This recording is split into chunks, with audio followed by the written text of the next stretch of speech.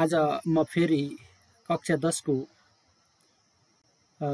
ऐच्छिक विषय ऐच्छिक प्रथम अर्थशास्त्र लिएर उपस्थित भइसकेको छु। सर्वप्रथम त सम्पूर्ण विद्यार्थी भाइ बहिनीहरूलाई मेरो तर्फबाट नमस्ते। आज मैले इकाइ 4 अन्तर्गत money, banking and non banking financial institutions बारेमा पढाउन गइरहेको छु, अर्थात् म छलफल गर्न गइरहेको छु। इकाइ 4 अन्तर्गत हामीले मुद्रा, बैंकिङ तथा गैर बैंकिङ वित्तीय संस्थाहरूको बारेमा हामीले छलफल गर्नेछौँ। सबभन्दा पहिले हामीले वस्तु विनिमय प्रथा अर्थात् प्रणालीको बारेमा हामीले छलफल गर्नेछौँ। त्यसपछि मुद्राको परिभाषा र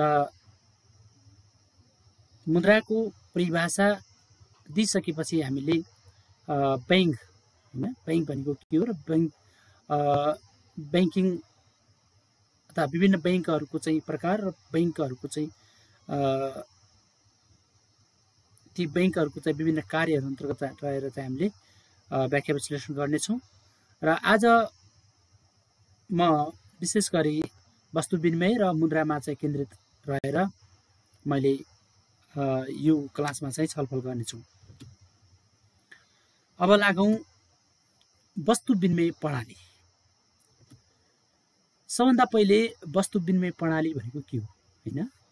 वस्तु विनिमय प्रणालीको बारेमा बुझ्नुभन्दा पहिले म वस्तु विनिमय प्रणालीको चाहिँ परिचयतिर जान्छु। मुद्राको आविष्कार हुनुभन्दा पहिले अथवा प्राचीनकालीन अवस्थामा मानिसका चाहिँ आवश्यकताहरू सीमित थिए, जसले त्यति बेला चाहिँ सीमित आवश्यकता भएकै कारणहरूले मानिसहरूले वस्तुको उत्पादन गर्ने र उपभोग गर्ने अथवा आत्मनिर्भर अर्थतन्त्र त्यति बेला प्राचीनकालीन अथवा प्रारम्भिक अवस्थामा चाहिँ रहेको पाइन्छ। मानिसको जनसङ्ख्या वृद्धि हुँदै जाँदा र आवश्यकताहरू एकपछि अर्को थपिँदै जाँदा आफैले आफ्ना आवश्यकताहरू पूरा गर्ने अवस्था नभइसकेपछि वस्तु साटासाट गर्ने प्रथाको चाहिँ सुरुवात भएको चाहिँ पाइन्छ।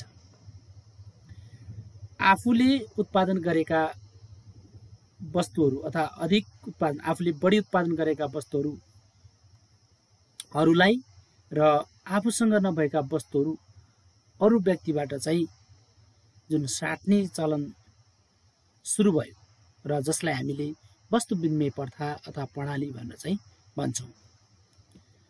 मुद्राको आविष्कार हुनुभन्दा पहिले मानिसले आफ्ना आवश्यकताहरू पूरा गर्नको लागि वस्तु साटासाट गर्ने गर्थे हैन?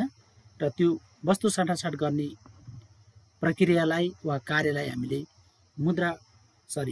वस्तु विनिमय प्रणाली भनेर भन्छौँ, अर्थात् वस्तु विनिमय प्रथा भनेर चाहिँ भन्न सकिन्छ। अझ यसलाई चाहिँ छोटकरीमा भन्यो भने वस्तु साटासाट गर्ने कार्यलाई चाहिँ वस्तु विनिमय प्रणाली भनेर चाहिँ भन्न सकिन्छ। र प्राचीनकालीन अवस्थामा लामो समयसम्म वस्तु विनिमय प्रथा चाहिँ चलन चल्तीमा रह्यो। तर समय बित्दै जाँदा वस्तु साटासाट गरेर जुन मानिसका आवश्यकताहरू बढ्दै जाँदा ती आवश्यकताहरूलाई परिपूर्ति गर्न चाहिँ सक्ने अवस्था रहेन, अर्थात् वस्तु साटासाट गर्दा धेरै समस्याहरू झेल्नु पर्यो मानिसहरूले। ती समस्याहरूलाई हामीले बुझागत रह्यौँ, जसलाई हामीले वस्तु विनिमय प्रणालीका चाहिँ कठिनाइहरू भनेर चाहिँ भनेका छौँ। वस्तु विनिमय प्रणालीमा चाहिँ विभिन्न कठिनाइहरू चाहिँ का बावजुद अहिलेको यो वर्तमान अवस्थाको चाहिँ जुन हामी मोनिटरी इकोनोमी भनेर भन्छौँ, मौद्रिक अर्थतन्त्र भनेर भन्छौँ, त्यो अवस्थामा चाहिँ आइपुगेको, आधुनिक अर्थतन्त्रमा चाहिँ आइपुगेका हौँ। र त्यति बेलाको चाहिँ जुन ट्रेडिसनल परम्परागत अर्थतन्त्र थियो, जुन वस्तु विनिमयमा मात्र चाहिँ सीमित थियो र जसको चाहिँ बजार धेरै नभएर सीमित थियो हैन। व्यवसायिक कारोबारहरू हैन, वस्तु उत्पादन केवल आफ्नो उपभोगको लागि गरिन्थ्यो र बढी भएको वस्तुहरू चाहिँ एक आपसमा चाहिँ साटासाट गर्ने गर्थे। र यसरी वस्तु साटासाट गर्ने क्रममा चाहिँ विभिन्न समस्याहरू चाहिँ कठिनाइहरू झेल्नु पर्यो र ती कठिनाइहरूलाई हामीले बुदागत रूपमा चाहिँ यहाँ आज छलफल गर्न गइरहेका छौँ। पहिलो कठिनाइ अथवा समस्या भनेको आवश्यकताको दोहोरो मिलन अर्थात् सहयोग हुन कठिन है। अब यो चाहिँ पहिलो समस्या, आवश्यकताको दोहोरो मिलन अर्थात् सहयोग हुन कठिन भन्यो है। वस्तु विनिमय प्रणालीमा चाहिँ दुईटा व्यक्तिहरू बीच हैन एक आपसमा चाहिँ आफ्ना आवश्यकताहरू मेल भयो भने मात्र त्यो वस्तु साटासाट हुन सक्थ्यो। यदि दोहोरो हैन दुईटा व्यक्तिहरूको चाहिँ आवश्यकताहरू एक आपसमा मिलेन हैन भने त्यो वस्तु साट्न चाहिँ गाह्रो हुन्थ्यो। त्यसकारणले हामीले यहाँ दोहोरो मिलन अर्थात् दोहोरो सहयोग भन्नाले के बुझ्न सकिन्छ त भन्दा दुई व्यक्तिसँग एक अर्काको आवश्यकता भएका वस्तुहरू हुनु भनेको कि है। दुईजना व्यक्तिहरू बीच है एक अर्काका चाहिँ आवश्यकता पुरा गर्ने आवश्यकता पुरा गर्ने वस्तु हुने अवस्थालाई हामी दोहोरो मिलन भनेर भन्छौँ। जस्तो उदाहरणको लागि राम भन्ने व्यक्तिले चाहिँ आलु अत्याधिक उत्पादन गरेको छ, त्यस्तै श्याम भन्ने व्यक्तिले चाहिँ धान चाहिँ अधिक उत्पादन गरेको छ। अब राम र श्याम दुईटा व्यक्ति छन् र ती दुई व्यक्तिहरू बीचमा राम र श्याम बीचमा चाहिँ वस्तु साटासाट हुनुको लागि चाहिँ दुईटै जनाको चाहिँ आवश्यकताहरू भएको वस्तुहरू हुनु पर्यो। जस्तो आलुको सट्टामा रामले आलुसँग गहुँ साट्न चाहिँ खोजेको छ हैन, र धान उत्पादन गर्ने श्यामले चाहिँ धानको सट्टामा धान दिएर उनले चाहिँ कपडाहरू चाहिँ साट्न खोजेको छ भने यसरी राम र श्याम बीचमा आलु र धानको चाहिँ साटासाट हुन सक्दैन। त्यसकारणले वस्तुको चाहिँ विनिमय हुनुको लागि त रामलाई धानको आवश्यकता भएको हुनु पर्यो र श्यामलाई चाहिँ आलुको आवश्यकता भएको हुनु पर्यो। त्यसकारणले गर्दाखेरि तब मात्र चाहिँ दोहोरो मिलन हुन जान्छ। यदि त्यसो हुन सकेन भने वस्तु साटासाट हुँदैन। त्यसकारणले त्यो आवश्यकताको वस्तु हैन दुईटै बीचमा चाहिँ दुईटैका आवश्यकताहरू मिल्नको लागि र दुईटैका आवश्यकताहरू भएको हैन व्यक्ति चाहिँ खोज्नको लागि निकै टाढासम्म चाहिँ जानु पर्थ्यो, जसको कारणले त्यो निकै कठिनाइ चाहिँ उत्पन्न हुन्थ्यो। त्यस्तै गरेर दोस्रो समस्या भनेको मूल्यको साझा मापदण्डको अभाव है। वस्तु विनिमय प्रणालीमा कुनै पनि वस्तुको मूल्य अगाडि नै निर्धारण गरिँदैन थियो अथवा निर्धारण हुने थिएन है। र एउटा वस्तुको सट्टामा अर्को वस्तु साट्नको लागि चाहिँ कति साट्ने, जस्तो उदाहरणको लागि मानौँ हामीले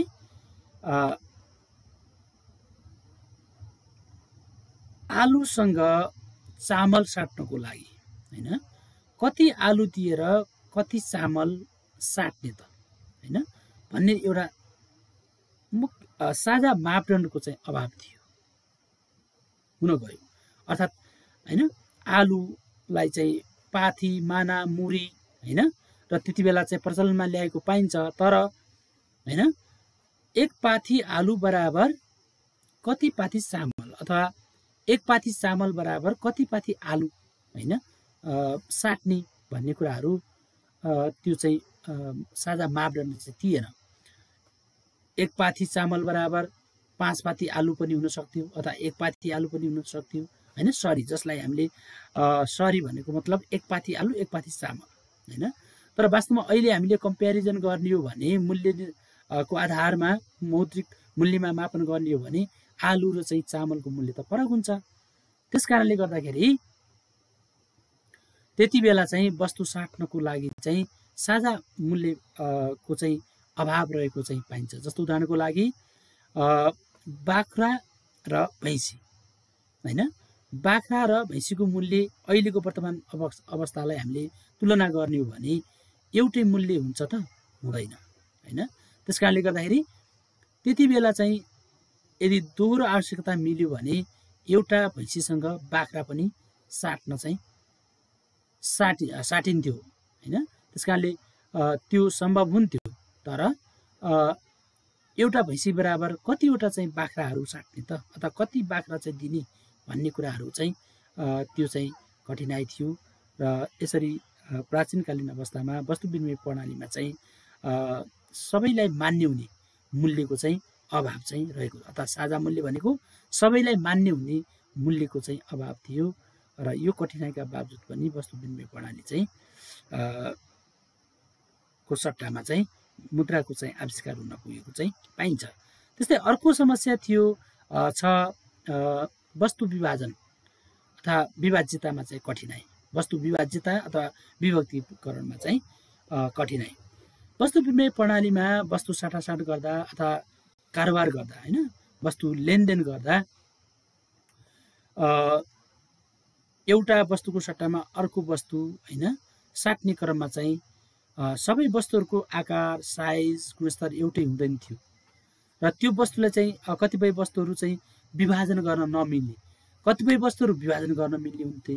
जस्तै उदाहरणको लागि धान, गहुँ, कोदो आदि इत्यादि चाहिँ विभाजन गर्न सकिन्छ भने कतिपय वस्तुहरू चाहिँ विभाजन गर्न सकिँदैन। जस्तो गाई, भैँसी, रागा हैन, खसी हैन, बोका आदि यी चाहिँ के हो त भन्दा त्यस्ता वस्तुहरू चाहिँ विभक्तिकरण अथवा विभाजन गर्न सकिँदैन।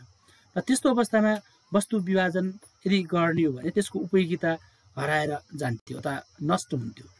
त्यसकारणले गर्दाखेरि वस्तु विनिमय प्रणालीमा त्यो पनि के हो त भन्दा एउटा वस्तुको सट्टामा अर्को वस्तु साट्नको लागि वस्तुलाई चाहिँ विभाजन गर्न नसक्ने जुन समस्याको कारणले गर्दाखेरि वस्तु विनिमय प्रणालीको सट्टामा मुद्राको चाहिँ आविष्कार भएको चाहिँ पाइन्छ।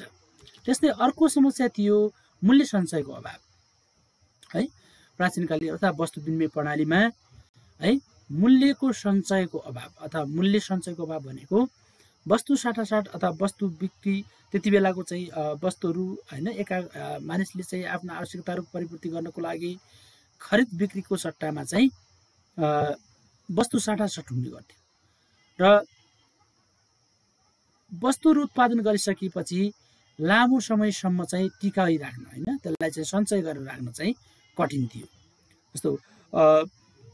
जस्तो तरकारीहरू हैन छिटो नष्ट भएर जान्छ, गाई भैँसी अन्न हैन किरा लाएर चाहिँ सकिन्छ लामो समयसम्म। त्यसै गाई भैँसीहरू लामो समयपछि बुढो भएर मरेर जान्छ। त्यसकारणले गर्दाखेरि यहाँ के बुझ्नु पर्यो त भन्दा वस्तु विनिमय प्रणालीमा कुनै पनि सम्पत्तिलाई हैन भौतिक सम्पत्तिलाई चाहिँ सञ्चित गर्नको लागि चाहिँ कठिनाइ थियो है। त्यो चाहिँ नष्ट भएर जान्थ्यो, जसले गर्दाखेरि त्यसलाई लामो समयसम्म चाहिँ स्टक गरेर अथवा हैन त्यसलाई सञ्चय गरेर अथवा बचत गरेर राख्नको लागि कठिनाइ हुन्छ। जस्तो अन्नहरू हैन उत्पादन गरेर धान, गहुँ, मकै, कोदो आदि इत्यादिलाई चाहिँ लामो समयसम्म राख्यो भने त्यो नष्ट भएर अथवा बिग्रेर जान्थ्यो अथवा किरा लागेर चाहिँ त्यसले किराले खाएर हैन त्यो चाहिँ नष्ट भएर जान्थ्यो, बिग्रेर जान्थ्यो। त्यस्तै तरकारीहरू लामो समयसम्म राख्दा बिग्रेर जान्छ, छिटो नष्ट हुने चिजहरू। त्यस्तै गरेर हैन घरपालुवा जनावरहरू लामो समयपछि बुढो भएर चाहिँ मृत्यु भएर चाहिँ सकिने गर्थ्यो। त्यसकारणले त्यो सम्पत्तिको रूपमा चाहिँ त्यसलाई सञ्चित गर्न चाहिँ साह्रै कठिन थियो। त्यसपछि अर्को चाहिँ मूल्य हस्तान्तरणको कठिनाइ है। वस्तु विनिमय प्रणालीमा अर्को समस्या भनेको वस्तुको मूल्य निर्धारण गरेर त्यसलाई खरिद बिक्री गर्न चाहिँ कार्य चाहिँ कठिन थियो अथवा त्यसको चाहिँ ओनरसिप भनेर भन्छौँ हामी हैन। वस्तुको चाहिँ एउटा वस्तुलाई अर्को वस्तुसँग चाहिँ साट्ने जुन प्रथा थियो, तर त्यो वस्तु साट्ने क्रममा चाहिँ त्यसको चाहिँ ओनरसिप भनौँ न, त्यसको चाहिँ हस्तान्तरण गर्न, ट्रान्सफर गर्न अथवा स्थानान्तरण गर्न कठिन थियो। त्यो भन्नुको अर्थ के हो त भन्दा मूल्यको हस्तान्तरणमा कठिनाइ भनेको अहिले जस्तो हामीले बसाइसराई गर्नु पर्यो भने हाम्रो घर जग्गा जमिन हैन अन्य चाहे जथाहरू हैन गाई भैँसी र लगायतका अन्य सम्पत्तिहरू जुन छन् ती सम्पत्तिहरूलाई बिक्री गरेर हामीले हैन अर्को ठाउँमा गएर खरिद गरेर चाहिँ हामी बसाइसराई गर्न सक्छौँ। तर वस्तु विनिमय प्रणालीमा चाहिँ के समस्या उत्पन्न भयो त भन्दा त्यो वस्तुहरू साटासाट मात्र हुन्थ्यो, वस्तुलाई चाहिँ खरिद बिक्री गर्न सकिँदैन थियो। किन त भन्दा त्यसको मूल्य निर्धारण गर्न चाहिँ कठिनाइ थियो। त्यसकारण कुनै मानिसले कुनै व्यक्तिले हैन आफ्नो सम्पत्तिलाई बिक्री गरेर अर्को ठाउँमा बसाइसराई गर्न चाह्यो भने त्यो सम्भव थिएन, एकदमै कठिनाइ थियो। कि त त्यो ठाउँ छोडेर जानु पर्थ्यो, कि त त्यो व्यक्तिले अर्को ठाउँ जुन ठाउँमा चाहिँ बसाइसराई गर्न खोजेको हो त्यो ठाउँको व्यक्तिले चाहिँ त्यो ठाउँमा चाहिँ आएर बस्न चाहेको खण्डमा मात्र त्यो चाहिँ बसाइसराई सम्भव थियो हैन। यदि त्यो चाहेन भने त्यो सम्भव थिएन। त्यसकारणले मूल्यको हस्तान्तरण हैन एउटा वस्तुलाई अर्को त्यो वस्तु उत्पादन गरेका वस्तुलाई बिक्री गरेर त्यसबाट प्राप्त गरेको मूल्यलाई चाहिँ सञ्चित गर्न अथवा हस्तान्तरण गर्न चाहिँ पुँजीगत वस्तुहरूको हस्तान्तरण गर्न चाहिँ साह्रै कठिन थियो। त्यसै गरी भविष्यमा भुक्तानीको मापदण्डको कठिनाइ है। वस्तु विनिमय प्रणालीमा अर्को समस्या भनेको के थियो त भन्दा कुनै वस्तु उधारो लियो अथवा ऋण लियो भने त्यसको भविष्यमा हैन पछि कति ब्याज अथवा कति थपेर दिने भन्ने चाहिँ मापदण्ड चाहिँ थिएन। जस्तो हैन जसको कारणले गर्दाखेरि वस्तु विनिमय प्रणालीको सट्टामा विकल्पमा चाहिँ मुद्राको आविष्कार गर्न मानिसहरू चाहिँ पुगे। त्यस्तै गरेर अर्को चाहिँ सीमित बजार हैन। वस्तु विनिमय प्रणालीमा चाहिँ धेरै टाढा टाढासम्म जान सकिँदैन थियो। किन त भन्दा त्यति बेला बाटोघाटो यातायात र सञ्चारको चाहिँ सुविधा भएको थिएन, जसको कारणले गर्दाखेरि बजार पनि सीमित थियो। एउटा गाउँ सीमित हैन क्षेत्रभित्र मात्र लेनदेनका कुराहरू वस्तु सटासटका कुराहरू हुन्थे र त्यो धेरै टाढासम्म हैन वस्तु साटासाट गर्ने हैन नसकिने भएको हुनाले बजार पनि सीमित रहेको चाहिँ पाइन्छ। अथवा औद्योगिक विकास अथवा व्यापारिक क्रियाकलापहरू चाहिँ को चाहिँ विकास गर्न सम्भव थिएन। त्यसकारणले गर्दाखेरि पनि त्यसबाट वस्तु विनिमय प्रणालीबाट चाहिँ मानिसहरूले आफ्ना आवश्यकताहरू चाहिँ पुरा नहुने भइसकेपछि मुद्राको चाहिँ प्रचलन चाहिँ ल्याए र जसमा हामीले अब चाहिँ मुद्राको सम्बन्धमा चाहिँ हामीले छलफल गर्दैछौँ। र वस्तु विनिमय प्रणालीलाई का कठिनाइहरूलाई चाहिँ निराकरण गर्नको लागि र ती समस्याहरूलाई समाधान गर्नको लागि चाहिँ मानिसहरूले आफ्नो विकास क्रमसँगै मानव विकासको क्रम सँगसँगै विभिन्न समयमा विभिन्न चिजहरूलाई चाहिँ मुद्राको रूपमा मानेर अहिलेको वर्तमान अवस्थामा चाहिँ आइपुगेको अवस्था चाहिँ छ। त्यसकारणले मुद्राको विकास कसरी भयो त हैन भन्दा विभिन्न चरणहरू पार गरेर चाहिँ आएको छ हैन। मानव विकासको सुरुवातीमा चाहिँ प्रारम्भमा चाहिँ मानिसहरूले चाहिँ घरेलु जनावरहरूलाई मुद्राको रूपमा प्रयोग गरे। जस्तै गाई, भैँसी, बाख्रा, घोडा हैन, च्याङ्ग्रा आदि इत्यादिलाई चाहिँ मुद्राको रूपमा प्रयोग गरे र त्यसरी वस्तु तथा सेवाहरूलाई चाहिँ खरिद बिक्री गर्न सुरु गरे, जसलाई हामीले व्यापारिक क्रियाकलापहरू हैन सुरु अथवा औद्योगिक क्रियाकलापहरू चाहिँ सुरु गरे हैन। गाईहरू धेरै पाल्ने, भैँसीहरू धेरै पाल्ने, बाख्राहरू धेरै पाल्ने, घोडाहरू धेरै पालन गर्ने, जसले गर्दाखेरि तिनीहरू वस्तु एउटा मुद्राको रूपमा चाहिँ प्रयोग गरेको पाइन्छ। र त्यो पनि समयको परिवर्तन सँगसँगै हैन मानव विकासको जुन गति सँगसँगै हैन त्यसको सट्टामा जनावरहरूका अङ्गहरू हैन जस्तै हात्तीको हाडहरू, सुँडहरू हैन, दाँतहरू हैन, बाघको छालाहरू हैन, त्यस्तै दाँतहरू, सिङहरू, विभिन्न जनावरका सिङहरूलाई चाहिँ मुद्राको रूपमा प्रयोग गरे। तर त्यो प्रयोग गर्दै जाँदाखेरि तिमी सीमितहरू हुन पुगे हैन, स्क्यार्सिटी हुन पुग्यो अथवा अति दुर्लभ चिजहरूलाई पनि प्राप्त गर्न कठिन भयो। र त्यो कठिनाइलाई चाहिँ समाधान गर्नको लागि मानिसहरूले फेरि चाहिँ धान, मकै, कोदो, जौँ आदि इत्यादिलाई पनि मुद्राको रूपमा चाहिँ प्रयोग गरे। र धान, गहुँ, मकै, कोदो आदिलाई पनि हैन मुद्राको रूपमा प्रयोग गर्दै जाँदा त्यसबाट पनि मानवीय क्रियाकलापहरू, मानिसका आवश्यकताहरू सहज रूपमा चाहिँ परिपूर्ति नहुने भइसकेपछि हैन धातुको चाहिँ प्रचलन, धातु मुद्राको चाहिँ प्रचलन चल्यो हैन। अर्थात् धातुको आविष्कार गरिसकेपछि, धातुको चाहिँ हैन पत्ता लगाइसकेपछि धातुबाट चाहिँ मुद्राहरू बनाउन सुरु गरे। सुन, चाँदी, पितल, तामा आदिलाई चाहिँ मुद्राको होइन रूपमा चाहिँ प्रयोग गरे मुद्रा बनाएर तिनीहरूलाई निश्चित आकार निश्चित मापदण्ड निश्चित गुणस्तरका चाहिँ चाँदी पित्तल तामा र सुनलाई प्रयोग गरेर चाहिँ मुद्राको रूपमा चाहिँ प्रयोग गरेको चाहिँ पाइन्छ। र यसरी विभिन्न चरणहरू पार गरेर होइन मुद्राको चाहिँ प्रयोग भएको पाइन्छ। त्यस्तै अब मुद्रा पत्र मुद्रा त्यसपछि धातु मुद्रा पछि चाहिँ चीनबाट चाहिँ जब पत्र मुद्राको चाहिँ आविष्कार भयो र त्यसपछि होइन धातुको सट्टामा चाहिँ पत्र मुद्रा चाहिँ प्रचलनमा आएको पाइन्छ। हामीले यो मुद्राको विकास सम्बन्धी विभिन्न चरणहरू यसपछिको क्लासमा हामीले पढ्नेछौँ र अहिले हामीले चाहिँ मुद्राको चाहिँ आविष्कार भइसकेपछि सहज रूपमा चाहिँ खरिद बिक्री कार्यहरू र मानिसहरूले आफ्ना आवश्यकताहरू सहजै रूपमा चाहिँ त्यसलाई पुरा गर्न सक्ने अवस्था चाहिँ सुरु भएको पाइन्छ र आधुनिक वाणिज्यको चाहिँ विकास भएको पनि पाइन्छ। अब मुद्रा भनेको के हो त? सामान्यतया रुपियाँ पैसालाई मुद्रा भन्ने गरिन्छ। अझ अर्थशास्त्रको भाषामा भन्दा वा वृहत रूपमा भन्दा विनिमयको कार्य सञ्चालन गर्ने कानुनी रूपमा सरकारद्वारा घोषणा गरेको कुनै पनि चिज वा वस्तुलाई चाहिँ मुद्रा भनिन्छ है। र मुद्रा सम्बन्धी विभिन्न अर्थशास्त्रीहरूले मुद्राको परिभाषा दिएको पाइन्छ, जसमा अर्थशास्त्री पेट्रिक बेनमका अनुसार मुद्रालाई सर्वस्वीकार्य क्रय शक्ति वा कुनै वस्तुका रूपमा परिभाषित गरिन्छ जसलाई वस्तु वा सेवाको विनिमयका लागि स्वीकार गर्न प्रत्येक व्यक्ति तयार हुन्छ है।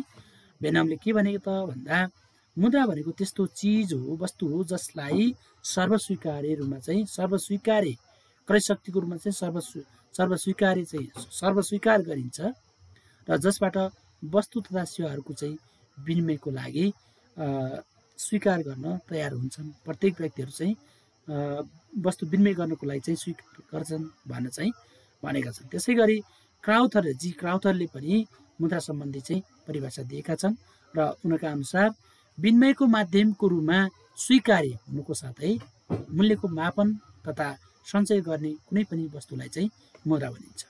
उनीहरूले चाहिँ यहाँ सबैभन्दा बढी विशिष्ट चाहिँ परिभाषा भनेको क्राउथरले दिएको चाहिँ परिभाषालाई मानिन्छ। उनीहरूले मुद्रा भनेको त्यस्तो चिज हो जुन विनिमयको माध्यमको रूपमा चाहिँ स्वीकार्य गर्नुको साथै मूल्यको मापन होइन हरेक वस्तुको मूल्य मापन गर्नको लागि प्रयोग गर्ने र त्यसलाई सञ्चय पनि गर्न सकिने कुनै पनि वस्तुलाई चाहिँ मुद्राको रूपमा चाहिँ स्वीकार गरिन्छ अथवा मुद्रा हो भनेर चाहिँ जी क्राउथरले चाहिँ भने र उनीहरूले दिएको यो परिभाषा सबैभन्दा उत्कृष्ट अथवा श्रेष्ठ चाहिँ मानिन्छ। यसले चाहिँ मुद्राका चाहिँ चारवटा कार्यहरूलाई चाहिँ यसले उल्लेख गरेर चाहिँ उनीहरूले मुद्रा सम्बन्धी परिभाषा दिएको कारणले गर्दाखेरि यो विशिष्ट परिभाषा चाहिँ मान्न सकिन्छ। र त्यसै गरी अर्को अर्थशास्त्री जेएफ नेफले चाहिँ होइन यसलाई कानुनी रूपमा चाहिँ है अथवा राज्यले मुद्रा भनी घोषणा गरेको होइन कानुनी रूपमा मुद्रा भनी घोषणा गरेको कुनै पनि चिजलाई चाहिँ मुद्रा भनिन्छ है। राज्यले चाहिँ कानुनी रूपमा है अथवा लिगल्ली चाहिँ मुद्रा भनेर घोषणा गरेको कुनै पनि चिजलाई मुद्रा भन्न सकिन्छ भनेर चाहिँ उनीहरूले मुद्रा सम्बन्धी चाहिँ परिभाषा चाहिँ दिएको पाइन्छ। यसरी विभिन्न अर्थशास्त्रीहरूले मुद्रा सम्बन्धी परिभाषाहरूमा चाहिँ हामीले के बुझ्न सक्छौँ त सारमा अथवा ब्रिफमा अथवा सर्टकरीमा भने संक्षेपमा के बुझ्न सकिन्छ भने मुद्रा भनेको त्यस्तो चिज हो जुन चाहिँ प्रत्येक व्यक्तिहरूले सर्वस्वीकार्य गर्नुको साथसाथै त्यसले विनिमयको माध्यमको रूपमा काम गर्ने होइन मूल्यको मापन गर्ने र सञ्चय गर्न सकिने राज्यले घोषणा गरेको कुनै पनि चिजलाई चाहिँ के भन्न सकिन्छ त भन्दा मुद्रा भन्न सकिन्छ। यसरी हामीले आज मुद्राको चाहिँ परिभाषा र मुद्राको चाहिँ अर्थ र परिभाषाको सम्बन्धमा हामीले छलफल गऱ्यौँ। अर्को क्लासमा हामीले मुद्राको प्रकारहरूको सम्बन्धमा र छलफल गर्नेछौँ र त्यसपछि मुद्राका कार्यहरू पनि छलफल गर्नेछौँ। त्यस कारणले आजको चाहिँ क्लास यही अन्त भएको चाहिँ मैले घोषणा गर्छु। हस्त नमस्ते।